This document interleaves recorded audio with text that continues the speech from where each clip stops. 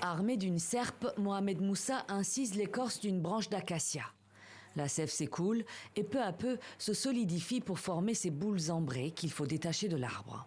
Mais pour récolter cette précieuse résine, Mohamed subit les mêmes conditions climatiques extrêmes que l'acacia, l'un des arbres au monde qui s'accommode le mieux à la sécheresse.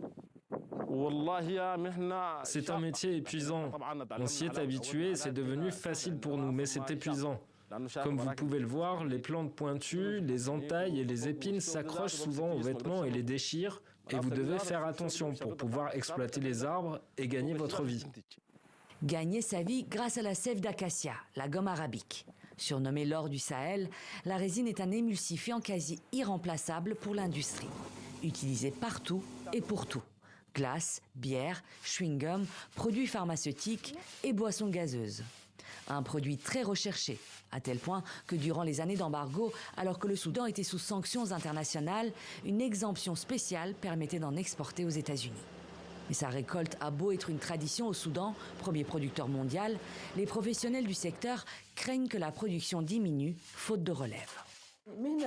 L'exploitation des acacias pour produire la gomme arabique est un travail ardu. Les jeunes n'ont pas envie d'exercer ce métier.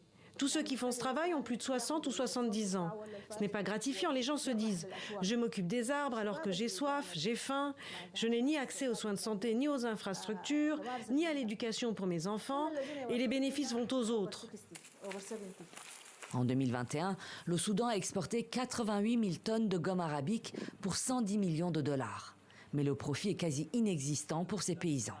Un manque à gagner aggravé par le réchauffement climatique.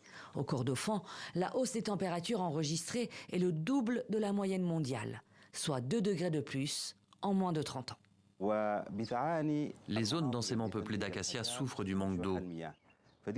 C'est l'un des principaux défis à relever, car la plupart des revenus tirés de la gomme arabique servent désormais juste à acheter de l'eau pour les arbres. Nombre d'agriculteurs préfèrent désormais couper leurs arbres et vendre le bois.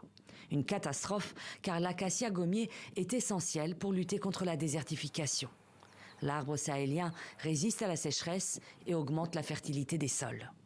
L'ONU a accordé 10 millions de dollars au Soudan pour replanter des arbres et aider les cultivateurs d'acacia à maintenir leur activité.